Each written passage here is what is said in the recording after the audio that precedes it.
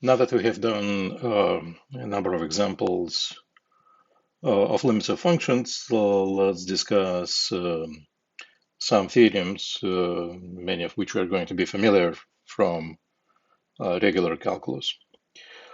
So the first theorem that I want to prove is going to discuss properties of limits. So theorem. Suppose that a limit as x goes to a along the set S of the function f1 of x is equal to L1, and the limit as x goes to a again along S of f2 of x is equal to L2. Then we have a number of properties that we expect to hold. So then, number one, limit x goes to a along S of f1 plus f2 of x should be L1 plus L2. Limit of a sum is a sum of two limits. Number two, limit, I can write limit, x goes to as of f1 times f2 of x is a product of limits. And I forgot to mention one important thing here, that I expect L1 and L2 to be finite. So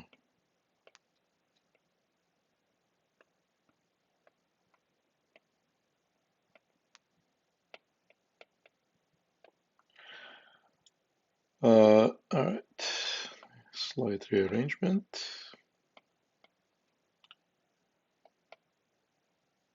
So limit of a sum is a sum of limits. Limit of a product is a product of limits.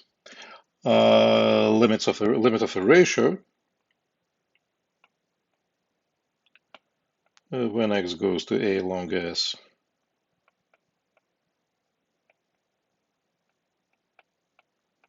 that's a ratio of limits, as long, of course, L2 is not equal to 0.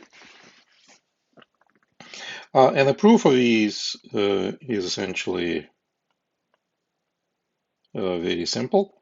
It's again similar to how we proved properties of continuity, and it relies on a sequential definition of the limit. So I'm going to prove only, let's say, two.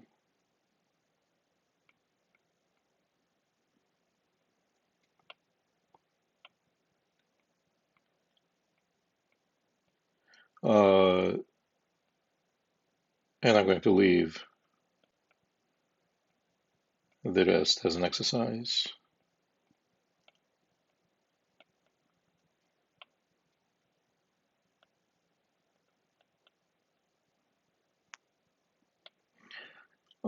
So, okay, what do we know about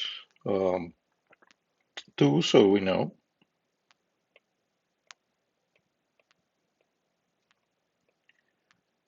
first of all that the limit x goes to a along S of f1 of x is equal to L1. What does this mean? For any, so I'm using the sequence definition for any sequence xn such that xn is a subset of S, and the limit when n goes to infinity of f1, sorry,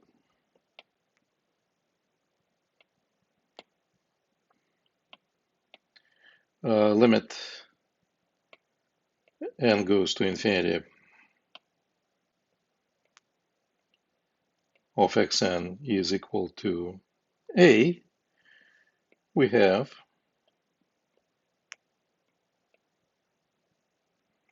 and now I'm going to put this back. So we have a limit of f of xn equal to L1, right? So that was the definition of a limit. As long as I have a sequence of xn in S that goes to my chosen point A, then the limit of f's for those points, for the points of a sequence, is going to give me L1. So I know this, and then I know also that the same thing is true for f2. So let's copy and adjust. So B, limit of f2 is equal to L2. This is identical to saying that for any sequence, again, as that sequence is contained in A, in S, and converges to A, we have that the limit of f2 of xn is equal to L2. Okay, so from this, we conclude the statement of part 2 of the theorem. So now choose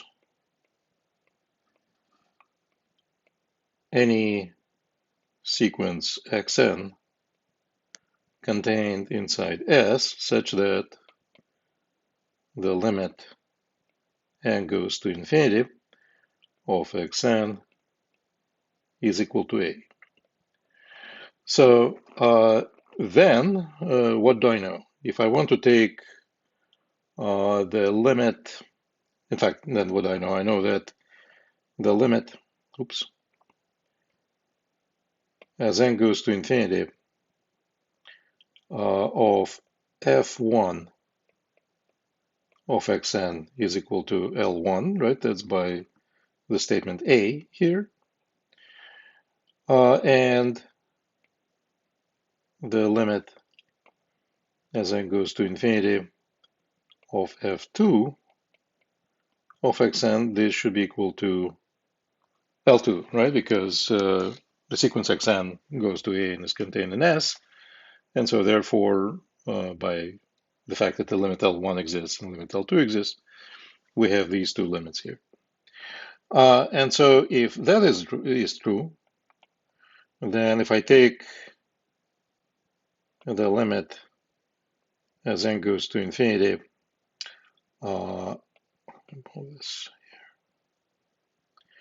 the limit as n goes to infinity of f1 of xn plus f2 of xn, by properties of limits of sequences, right? This is L1 plus L2 because f1 of xn is a sequence, f2 of xn is a sequence. They both have limits L1 and L2 respectively. So then the limit of the sum of sequences is the sum of limits. But then what is f1 of xn plus f2 of xn, right? So that's the definition of the sum of two functions. So limit as n goes to infinity of f1 plus f2 of xn. Right, so if I have a sequence in S that converges to A, then the limit of f1 plus f2 of that sequence is L1 plus L2. And so by definition of a limit of the function, so this would be, oops, due to the properties of limits of sequences. And the next statement is a definition of the limit of a function. So this implies that the limit x goes to as, long s, of f1 plus f2 of x, that is L1 plus L2, so the statement 2 is proved. And statements 1 and 3 can be proved in fact, what did I prove? I proved statement number 1, I guess, right? So, should have paid more attention, but nothing really changes because all of them are proved in the same way. Okay, so that means that we now can use these properties to compute limits just like we did in calculus. All right, somewhat more involved or more interesting property is next theorem, is given by the next theorem. And that is a limit of a composition of two functions. So I'm going to suppose that I have a function f is such that the limit x goes to as of f of x is equal to L, and where L is a finite number.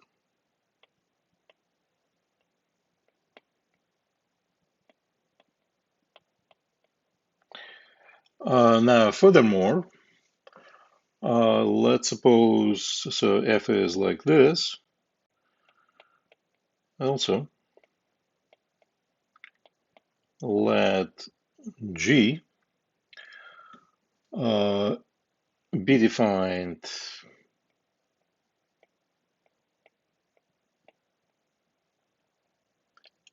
on the range of f, but also at L. So on the following set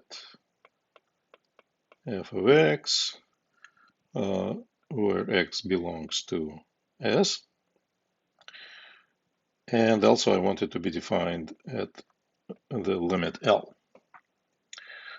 Be defined, and suppose that G is continuous at L.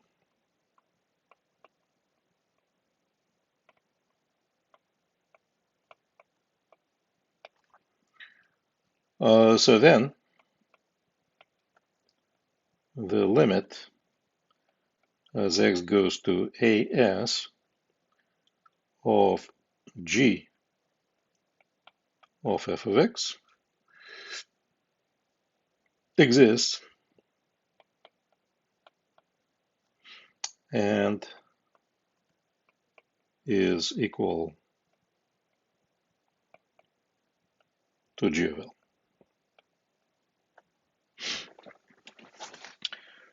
Okay, let's prove this. Proof again should be fairly straightforward.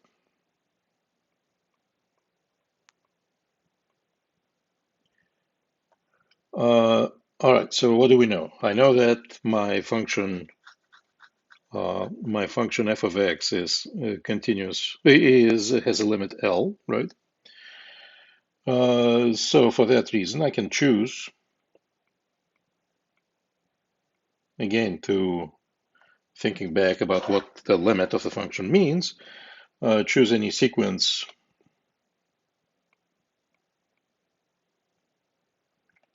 xn that is contained inside S such that the limit n goes to infinity of xn is equal to a. All right, so then because the limit x goes to as of f of x is equal to L, we're going to have that the limit as n goes to infinity of f of xn, this should be equal to L again, right? That's just by definition of the limit of a function. Okay, so if we denote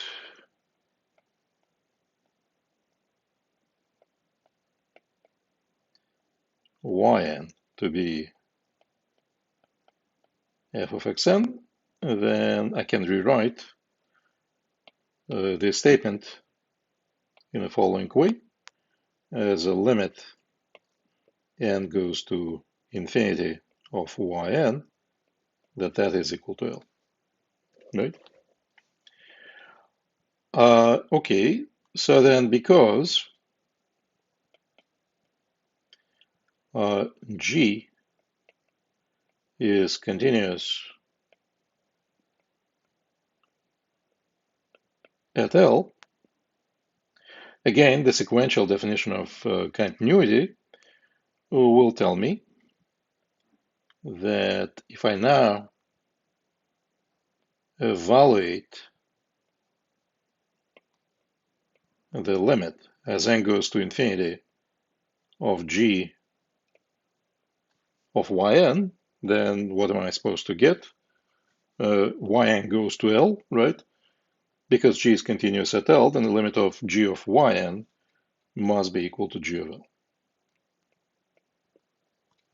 And therefore, the limit as n goes to infinity of G, now who is yn? Yn was my f of xn. So this limit is equal to G of L. But that means, right, because my original sequence xn was chosen arbitrarily, that means that by definition, sequential definition of the limit, that means that the limit x goes to as of G of f of x, that is G of L. So we're done.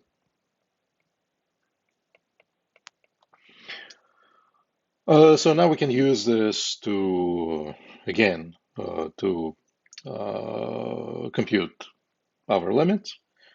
Let's say, for instance, if I want to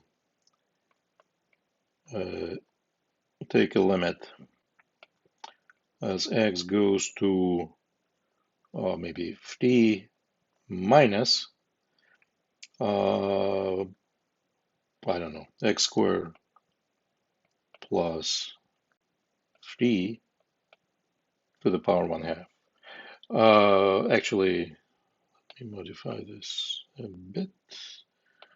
Let's say sine of pi x squared plus 1 to the 1/2. All right, so what can we say here? We can say that I can think of this as a composition of two functions. One function, let's make it simpler. One function is going to be sine of pi x. That's the function that I'm putting inside.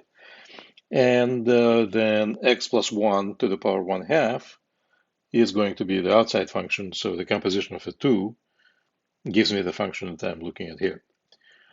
So I'm going to write that this limit is equal to something because of something else. Now, what is that something else? So first of all, I know that the limit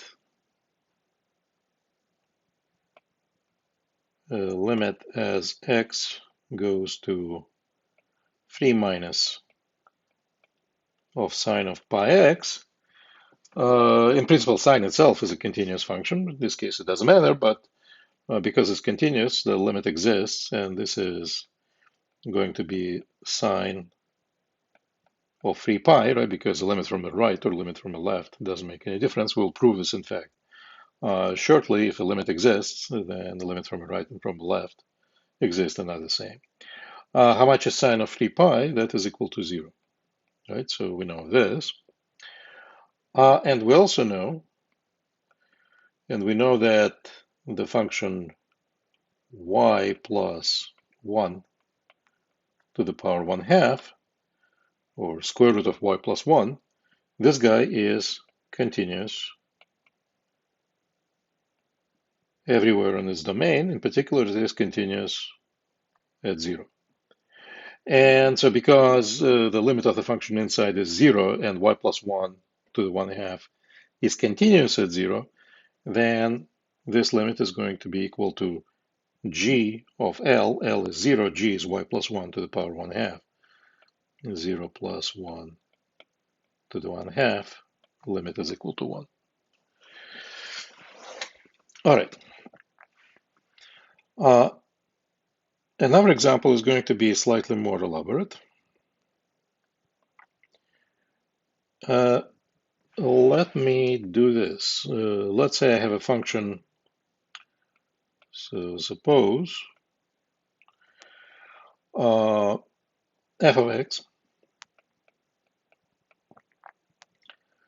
is equal to maybe 1 plus x times sine of pi over x. In fact, we can actually make this function piecewise defined because otherwise it's not defined at 0. So let's say it's 1 plus x sine pi over x. Let me just think about this for a moment. Let's actually make it simpler. Just x times sine pi over x. This would be the case if x is not equal 0, and let's say it's 0 if x is equal 0. That would be one function, and then g of x, or g of y,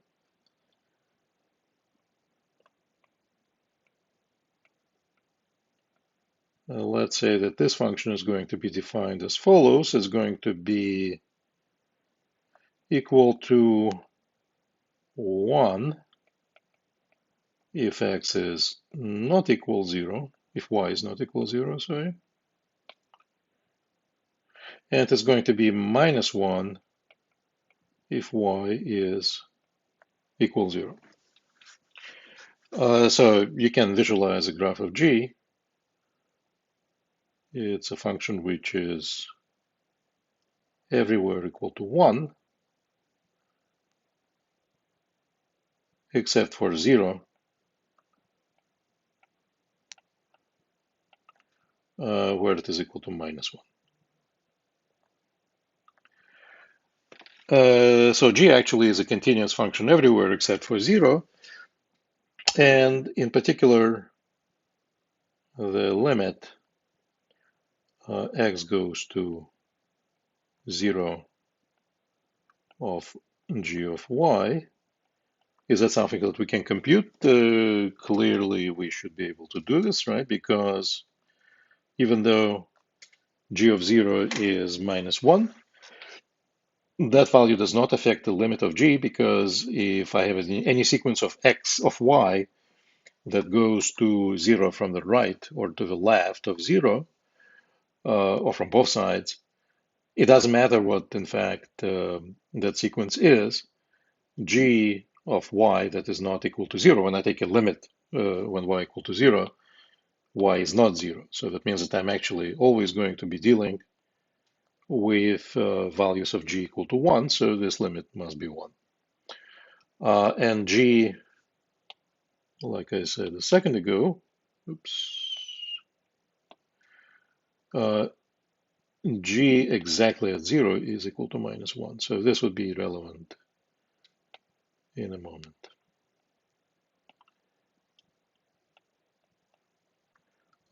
So in other words, g is discontinuous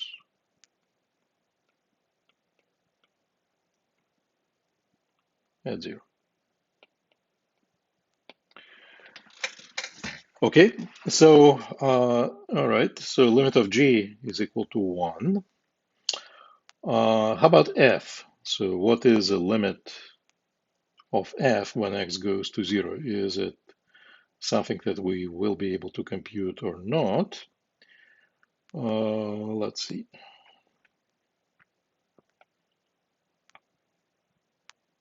So let's try to work this out. Limit x goes to 0 of x sine of pi over x, what is it going to be? Well, let's do this, use the sequential definition of a limit again. I'm going to choose any sequence xn such that the limit as n goes to infinity of xn is equals 0, right? And then I want to compute what the limit of f of xn is. So what is the limit n goes to infinity of xn sine pi over xn? We're going to think about it as follows.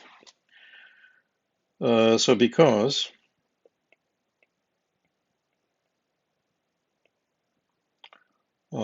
sine of a is going to be always, in fact, yeah, sine of a always is going to belong to the interval from -1 to 1, right, regardless of what a is. So then we are going to have that the absolute value of sine a, or in fact, absolute value of sine of pi over xn, this is a number which is always less or equal than 1, right? So we have that. And then, if I want to compute absolute value of xn sine pi over xn, of course, absolute value of the product is product of absolute values, xn times absolute value of sine pi over xn. And we said sine of pi over xn, absolute value is always less or equal than 1. So then this is less or equal than xn, right? And of course, absolute value is always going to be greater or equal than 0, absolute value of anything. Okay, so then as n goes to infinity, what do I know about xn, right? I assume that xn goes to 0, and we proved before that sending xn to 0 is equivalent to sending absolute value of xn to 0. So my sequence is chosen in such a way so that this guy goes to 0. This is on the lower side, xn sine pi of xn is always greater or equal than 0. So then by the squeeze theorem for limits, I have that xn sine pi over xn. So squeeze theorem It follows that the limit n goes to infinity of xn sine pi over xn, that this is 0. And if a limit of absolute value is 0, then of course the limit n goes to infinity of xn sine pi over xn, that is also 0, right? Because again, limit going to 0 in a sequence, my sequence going to 0 means, or absolute value of my sequence going to 0 means that the sequence itself goes to 0. And so because this is true for any sequence xn, we conclude that the limit x goes to 0 of x sine pi over x, this actually is 0. Okay, so then it seems that I have the following conclusion. If I take a limit as x goes to infinity of g of f of x, what should that be? So f of x goes to 0, right, as x goes to 0. G of y goes to 1 as y goes to 0, right, from here. So then if I take g of f of x, f goes to 0. As f goes to 0, g goes to 1. So then the conclusion is that this limit is equal to 1, right? So once again, f goes to 0 as x goes to 0. G goes to 1 as its argument goes to 0. So if I combine two things like that, I should get the limit 1. Okay, so but if that is true, then it should be true that the limit as n goes to infinity of g of f of xn, this should be equal to 1 for any sequence xn such that limit as n goes to infinity of xn, this is equal to 0, right? Okay, so let's actually double check this. I'm going to consider the sequence xn equal to, let me see, what do I want? It's equal to,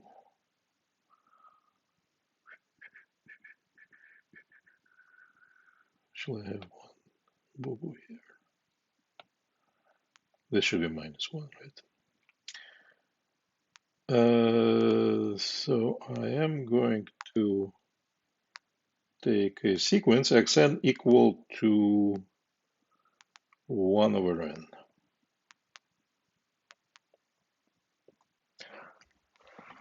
All right, so n is a natural number here.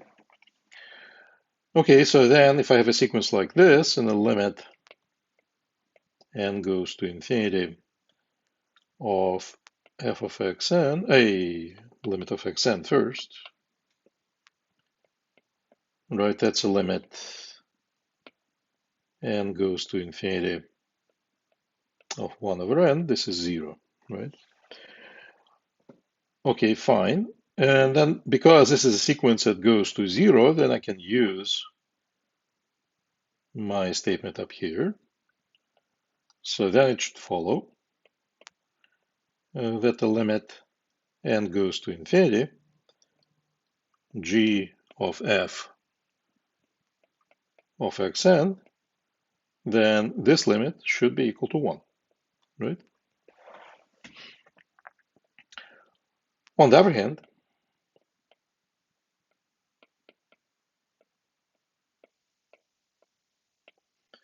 let's see what can we say about g of f of xn. So limit n goes to infinity of g of f of xn. What is this? This is the limit n goes to infinity of g of, now what is f of xn? F is x sine pi over x, right? So this would be g of xn sine pi over xn. And xn is 1 over n, so this should be the limit n goes to infinity, g of 1 over n sine. Sine of what? I take pi and I divide it by xn. Xn is 1 over n, so pi divided by 1 over n will give me pi n. And sine of pi n is 0, so this is a limit as n goes to infinity of g of 0. And who is g of 0? G of 0 is minus 1. And what's the limit of minus 1? It's minus 1. And so this is a contradiction to our assumption, clearly, right? Because we concluded that the limit of g of f of xn is equal to 1,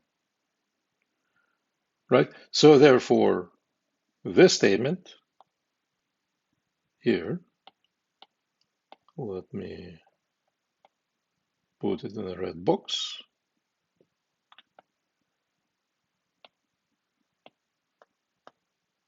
So therefore,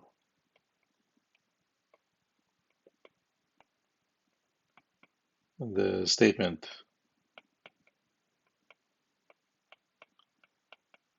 in the red box is false.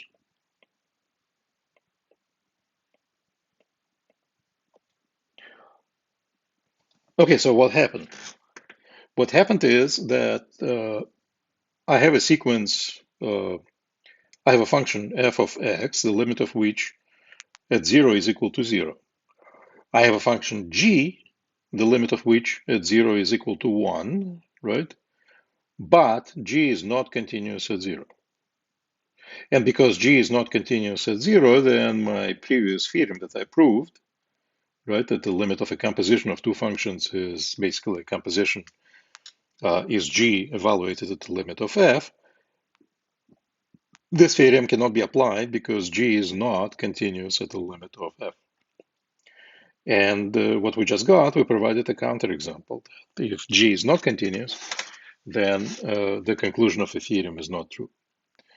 And just a quick reason why this is so, when I take a limit of f, so f goes to, when I take a limit of a function f of x, it goes to 0, but how does it go to 0?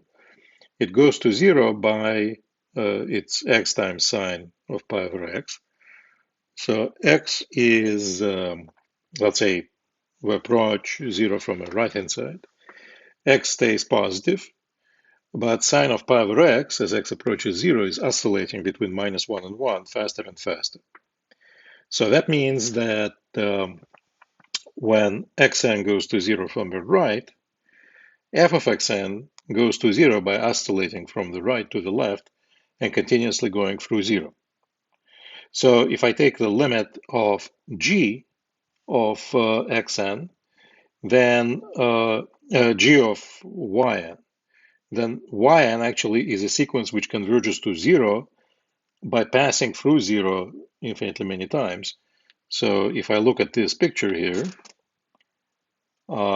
as yn converges to 0, it actually sometimes ends up at zero itself, right? Typically, when we take a limit, so if we take limit of g of y as y goes to zero, we're only looking at sequences yn that converge to zero while not staying at zero. But if I'm doing g of f of xn, then f of xn can actually f of xn can actually stay at zero.